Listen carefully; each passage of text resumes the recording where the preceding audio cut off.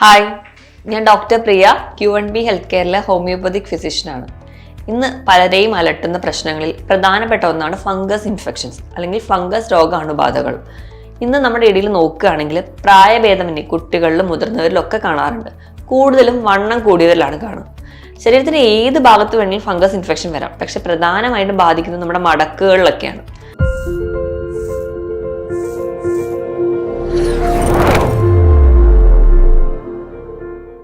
താൽക്കാലികമായിട്ട് ചൊറിച്ചിലൊക്കെ കുറയുന്നല്ലാതെ ഒരു ശാശ്വത പരിഹാരം നമുക്ക് കിട്ടാറില്ല. അപ്പോൾ എപ്പോഴും നമ്മളൊരു ഡോക്ടറുടെ കൺസൾട്ടേഷൻ എടുത്തതിന് ശേഷം മാത്രം ട്രീറ്റ്മെന്റ് തുടങ്ങുന്നതാണ് എപ്പോഴും നല്ലത്. നമുക്കിനി നോക്കാം ആർക്കാണ് അല്ലെങ്കിൽ ആരുടെ ഇടയിലൊക്കെയാണ് ഈ ഫംഗസ് ഇൻഫെക്ഷൻസ് കൂടുതലായിട്ട് വരുന്നതെന്ന്. നമ്മൾ നോക്കുകയാണെങ്കിൽ ഫംഗസ് ഇൻഫെക്ഷൻ കൂടുതലായിട്ട് വരുന്നതും എപ്പോഴും രോഗപ്രതിരോധ ശേഷി കുറഞ്ഞവരിലാണ്. അതായത് നമ്മൾ ചില മരുന്നുകളൊക്കെ കഴിക്കുമ്പോൾ ചിലപ്പോൾ ചില സ്റ്റിറോയിഡ്സോ അല്ലെങ്കിൽ ചില മെഡിസിൻസോ ഒക്കെ എടുക്കുന്നതിന്റെ ഭാഗമായിട്ട് നമ്മുടെ ശരീരത്തിൽ തന്നെ അടിമുടി ഫംഗസുകളും ബാക്ടീരിയകളും വൈറസുകളും ഒക്കെ ഉണ്ട്. അപ്പോൾ ഇവയുടെ വളർച്ച, നല്ല ബാക്ടീരിയകളുടെ വളർച്ചകൾ കുറയുകയും അല്ലെങ്കിൽ നല്ല നമ്മുടെ ശരീരത്തിന് ഗുണങ്ങൾ ചെയ്യുന്ന ചെറിയ മൈക്രോ ഓർഗാനിസിന്റെ വളർച്ച കുറയുകയും അതിന് പകരം രോഗാണുക്കളായിട്ടുള്ള ഫംഗസും ബാക്ടീരിയ ഒക്കെ ശരീരത്തിൽ വളരാൻ തുടങ്ങും. അതിന്റെ ഭാഗമായിട്ടാണ് നമുക്ക് കൂടുതലും ഈ ഫംഗസ് ഇൻഫെക്ഷൻസ് വരുന്നത്. ഇത് കൂടാതെ തന്നെ അമിതവണ്ണമുള്ളവർ, അവരുടെ സ്കിൻ ഇങ്ങനെ മടക്കുകളായിട്ട് നിൽക്കുമ്പോൾ വിയർക്കുന്നതിൻ്റെ ഒക്കെ ഒരു ഭാഗമായിട്ട് അവിടെ ഒരു ഈർപ്പം വരികയും അത് ഫംഗസ് ഇൻഫെക്ഷൻ കാരണമാകും. ഇത് കൂടാതെ തന്നെ പ്രീ ഡയബറ്റിക് സ്റ്റേജിലോ അല്ലെങ്കിൽ പ്രമേഹ രോഗികളിലും ഒക്കെ നമുക്ക് ഈ ഫംഗസ് ഇൻഫെക്ഷൻസ് കാണാറുണ്ട്. ഇതൊക്കെയാണ് പ്രധാനമായിട്ടും ഫംഗസ് ഇൻഫെക്ഷൻസ് കാണുന്നവർ നമുക്കിടയിൽ കാണുന്നത്. ഇത് കൂടാതെ തന്നെ ഡ്രൈ സ്കിൻ ആയിട്ടുള്ളവർ, അവർക്ക് നല്ലപോലെ സ്കിൻ ഒരു ചൊറിച്ചിൽ അനുഭവപ്പെടുകയും അവിടെയൊക്കെ ഈ ഒരു ഫംഗസ് വളർച്ച നമുക്ക് കൂടുതലായിട്ട് കാണാറുണ്ട്. ഇത് കൂടാതെ തന്നെ അമിതമായിട്ട് വിയർക്കുന്നവര്, അധികമായിട്ട് ഒരു ജങ്ക് ഫുഡ്സ് അല്ലെങ്കിൽ മധുരമൊക്കെ അധികമായി കഴിക്കുന്നവർക്ക് അവർക്ക് തന്നെ അതിന്റെ ഒരു ഭാഗമായിട്ട് ഒരു സെഡൻറ്ററി ലൈഫൊക്കെ വരുമ്പോൾ അമിതവണ്ണം വരികയും അവരിലും കൂടുതലായിട്ടും ഈ ഫംഗസ് ഇൻഫെക്ഷൻ നിൽക്കുന്നത് നമുക്ക് കാണാൻ പറ്റും. ഈ ഫംഗസ് ഇൻഫെക്ഷന്റെ ലക്ഷണങ്ങൾ എന്ന് പറയുമ്പോൾ ഞാൻ ആദ്യം പറഞ്ഞ പോലെ അസഹനീയമായ ചൊറിച്ചിലാണ്. നമ്മൾ ചൊറിയാൻ തുടങ്ങി കഴിഞ്ഞാൽ കൈ എടുക്കാൻ പറ്റാത്ത രീതിയിൽ ചൊറിയും. ചൊറിഞ്ഞ് നമ്മുടെ ആ സ്കിന്ന് എപ്പോഴും നമ്മുടെ നഖം തട്ടിയിട്ട് ആ ഒരു സ്കിൻ ടോൺ തന്നെ നശിക്കും. അപ്പൊ സ്കിൻ കുറച്ചുകൂടെ റഫ് ആവുകയും അതിന്റെ ഭാഗമായിട്ട് നമുക്ക് അവിടെ ഭയങ്കര ചൊറിച്ചിലും നീറ്റിലും ഒക്കെ അനുഭവപ്പെടുന്നതായിട്ട് കാണാറുണ്ട്. ഈ ഫംഗസ് ഇൻഫെക്ഷൻ നമുക്ക് ഇന്നൊരു ഭാഗത്ത് മാത്രമേ വരുള്ളൂ അല്ലെങ്കിൽ ഇവരെ മാത്രമേ ബാധിക്കുകയുള്ളൂ എന്ന് പറയാൻ പറ്റില്ല.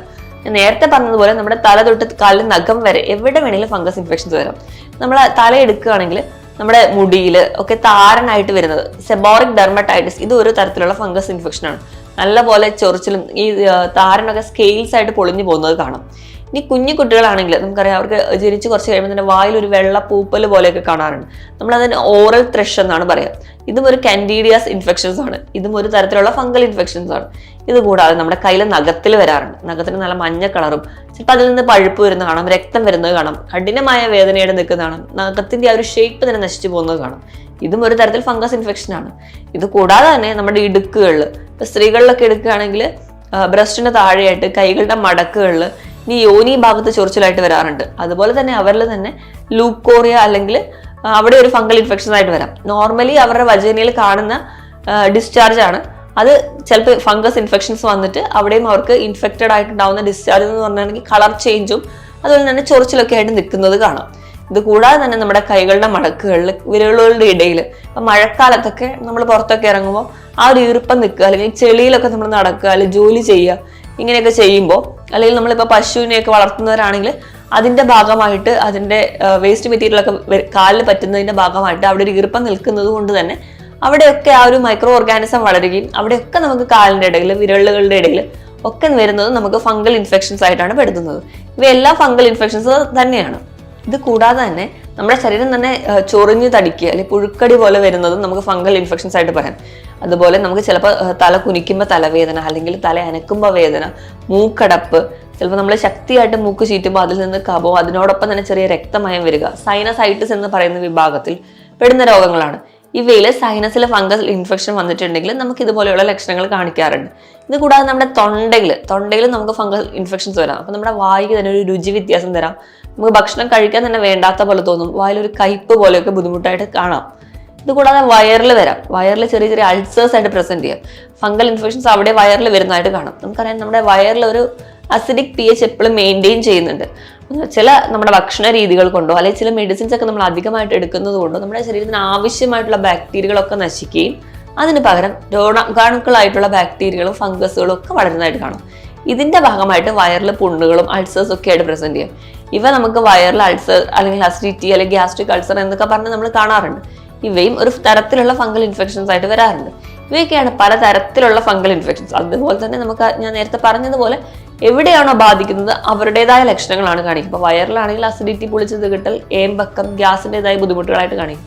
വായിലാവുമ്പോൾ ഭക്ഷണത്തിനോടുള്ള വെറുപ്പും അല്ലെങ്കിൽ ആ ഒരു വായിലുള്ള ടേസ്റ്റ് മാറുന്നതൊക്കെ ആയിട്ട് കാണാം. നഖത്തിലാവുമ്പോൾ നമുക്ക് അതികഠിനമായ വേദനയും പസ് വരുന്നതായിട്ട് കാണാം. ഇങ്ങനെ എവിടെയാണോ ഇൻഫെക്റ്റഡ് ആവുന്നത് അവിടെ അനുസരിച്ച് ഇങ്ങനെ ലക്ഷണങ്ങൾ മാറിക്കൊണ്ടിരിക്കും. ഇനി നമുക്ക് എങ്ങനെയാണ് ഒരു ഫംഗൽ ഇൻഫെക്ഷൻസിന്റെ മാനേജ്മെന്റ് സൈഡ് എന്ന് നോക്കാം. ഇപ്പൊ മാനേജ്മെന്റ് സൈഡ് എന്ന് പറയുമ്പോൾ ആദ്യം തന്നെ നമ്മൾ ഒരു മൈക്രോ ഓർഗാനിസം ആണല്ലോ. അപ്പൊ നമുക്ക് ഏറ്റവും ബേസിക് ആയിട്ട് വേണ്ടത് വ്യക്തി ശുചിത്വമാണ്. അപ്പൊ നമ്മൾ കുളിക്കുക, അതായത് നമ്മൾ കുളിക്കുന്ന സമയത്ത് അല്ലെങ്കിൽ നമ്മുടെ ശരീരം വൃത്തിയാകുന്ന സമയത്ത് ഇപ്പോൾ മൈൽഡ് ആയിട്ടുള്ള സോപ്പുകൾ ഉപയോഗിക്കാൻ ശ്രദ്ധിക്കുക. അധികം ബ്ലീച്ച് ചെയ്യുന്ന സോപ്പുകളാണ് ഉപയോഗിക്കുന്നതെങ്കിൽ നമ്മുടെ ശരീരത്തിന് ഗുണം ചെയ്യുന്ന ബാക്ടീരിയ കൂടി നശിച്ചു പോകും. എന്നിട്ട് പകരം ഒരുപാട് ഇൻഫെക്റ്റഡ് ആയിട്ടുള്ള ഫംഗസും ബാക്ടീരിയയും വൈറസും ഒക്കെ നമ്മുടെ ശരീരത്തിൽ വളരാൻ തുടങ്ങും. എപ്പോഴും മൈൽഡ് ആയിട്ടുള്ള സോപ്പുകൾ മാത്രം ഉപയോഗിച്ച് കുളിക്കാനോ അല്ലെങ്കിൽ കഴുകാനോ ശ്രദ്ധിക്കുക. ഇതാണ് ഒന്നാമതായിട്ട് ശ്രദ്ധിക്കേണ്ട കാര്യം. ഇനി രണ്ടാമതായിട്ട് പറയുമ്പോൾ ഇങ്ങനെ ഇൻഫെക്റ്റഡ് ആയിട്ടുള്ള ആൾക്കാർ നമ്മുടെ വീട്ടിലുണ്ടെങ്കിൽ അടുത്ത ആൾക്കാർക്കും ഈ ഇൻഫെക്ഷൻസ് വരാനുള്ള ചാൻസ് വളരെ കൂടുതലാണ്. അപ്പൊ അവർക്ക് ഇൻഫെക്ഷൻ കുറയാനായിട്ടും മറ്റുള്ളവർക്ക് വരാതിരിക്കാനായിട്ടും അങ്ങനെ ഇൻഫെക്റ്റഡ് ആയിട്ടുള്ള ആൾക്കാർ വീട്ടിലുണ്ടെങ്കിൽ അവരുടെ ഡ്രസ്സ് സെപ്പറേറ്റ് ആയിട്ട് തന്നെ കഴുകുക. ചെറിയ ചൂടുവെള്ളത്തിൽ കൂടി കഴുകിയെടുക്കുന്നത് വളരെ നല്ലതാണ്. അതും മൈൽഡ് ആയിട്ടുള്ള സോപ്പുകൾ ഉപയോഗിച്ച് കഴുകാൻ വേണ്ടി ശ്രദ്ധിക്കുക. കഴുകിയാൽ മാത്രം പോരാ, നമ്മൾ ഉണക്കുന്ന കാര്യത്തിൽ ശ്രദ്ധിക്കണം. നല്ലപോലെ വെയിൽ കിട്ടി വേണം, നല്ലപോലെ ഉണങ്ങിയിട്ട് വേണം അവർ ഡ്രസ്സ് വീണ്ടും യൂസ് ചെയ്യാൻ വേണ്ടി. കാരണം ഡ്രസ്സിൽ തന്നെ ചെറിയ ഈർപ്പമൊക്കെ നിൽക്കുകയാണെങ്കിൽ നമുക്ക് വീണ്ടും വീണ്ടും ഈ ഒരു ഫംഗസ് ഗ്രോത്ത് വരുന്നതായിട്ട് കാണും.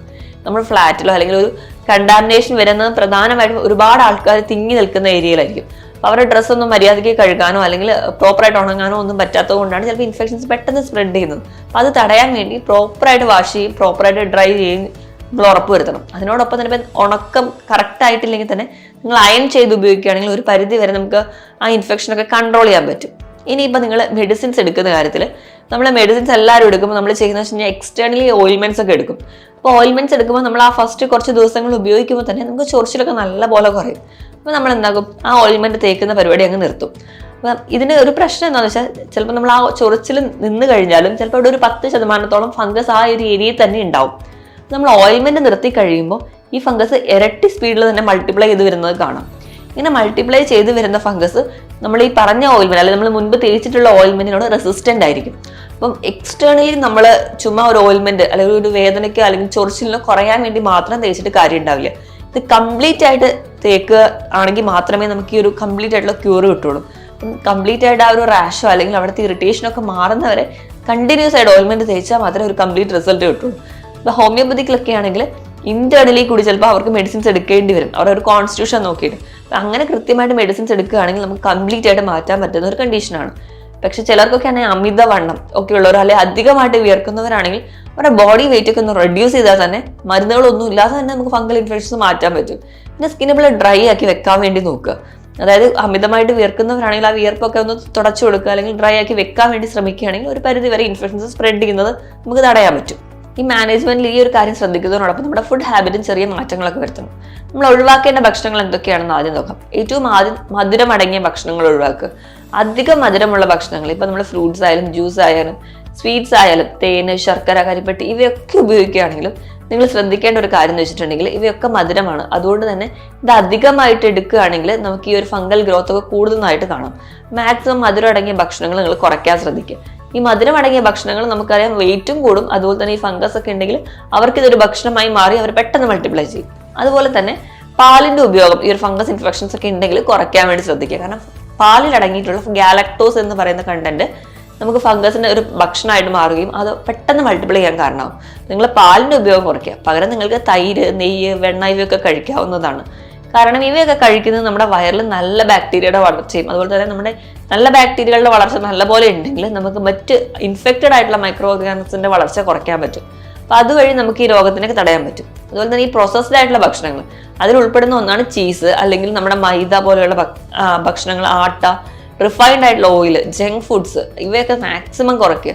ഇവ നമ്മുടെ ശരീരത്തിന് അത്ര ഹെൽത്തി ആക്കി വെക്കത്തില്ല. അപ്പൊ നമ്മൾ അതിന് പകരം കുറച്ചുകൂടെ ഹെൽത്തി ആയിട്ട് അല്ലെങ്കിൽ നമ്മുടെ രോഗപ്രതിരോധ ശേഷി കൂട്ടാനായിട്ട് ധാരാളം വൈറ്റമിൻ സി അടങ്ങിയ ഭക്ഷണങ്ങൾ കഴിക്കുക. അതുപോലെ തന്നെ പച്ചക്കറികൾ നല്ലപോലെ കഴിക്കുക. അപ്പോൾ നമുക്ക് വേണ്ട മിനറൽസ് ഒക്കെ കിട്ടുള്ളൂ. നമ്മുടെ ശരീരത്തിന് ഗുണങ്ങൾ പലതും കിട്ടണമെങ്കിൽ നമ്മൾ കൃത്യമായിട്ട് വെജിറ്റബിൾസ് കഴിക്കണം. അപ്പം പച്ചക്കറികൾ കഴിക്കുമ്പോൾ നമുക്ക് വൈറ്റമിൻസും മിനറൽസും അതുപോലെ തന്നെ നമ്മുടെ പ്രോട്ടീൻ്റെ അബ്സോർപ്ഷനും ഇവരെല്ലാം സഹായിക്കുന്നുണ്ട്. കൃത്യമായിട്ടൊരു ഹെൽത്തി ആയിട്ടുള്ള ഭക്ഷണം കഴിക്കുകയാണെങ്കിൽ ഒരു പരിധി വരെ നമുക്ക് ഈ രോഗങ്ങളൊക്കെ തടയാൻ പറ്റും. അതിനോടൊപ്പം തന്നെ കൃത്യമായിട്ട് വെള്ളം കുടിക്കുക. നമ്മുടെ ശരീരത്തിൽ എന്ത് രോഗം വന്നാലും അവയെല്ലാം പുറന്തള്ളണമെങ്കിൽ നമുക്ക് നല്ലപോലെ വെള്ളം കുടിക്കണം. എങ്കിൽ മാത്രമേ നമുക്ക് ആ ബോഡിക്ക് അതിൽ നിന്ന് പുറന്തള്ളാൻ പറ്റുള്ളൂ. അപ്പോൾ വിയർപ്പായാലും മൂത്രത്തിലൂടെയൊക്കെ പുറന്തള്ളണമെങ്കിൽ നമ്മൾ നല്ലപോലെ വെള്ളം കുടിക്കുക. അതുപോലെ തന്നെ നമ്മുടെ ഒരു ഇമ്മ്യൂണിറ്റി ബൂസ്റ്റ് ചെയ്യാൻ വേണ്ടി തന്നെ ഏറ്റവും വേണ്ടത് ഉറക്കമാണ്. ഒരു 6 മുതൽ 7 മണിക്കൂർ അല്ലെങ്കിൽ കൃത്യമായിട്ട് ഉറങ്ങാൻ വേണ്ടി ശീലിക്കുക. പിന്നെ എല്ലാം ഒരു ഹെൽത്തി ആയിട്ട് നിർത്താൻ വേണ്ടി കൃത്യമായിട്ട് വ്യായാമം കുഞ്ഞിൻ്റെ തൊട്ട് ശീലിക്കുകയാണെങ്കിൽ പല രോഗങ്ങളെ നമുക്ക് മാറ്റി നിർത്താൻ പറ്റും.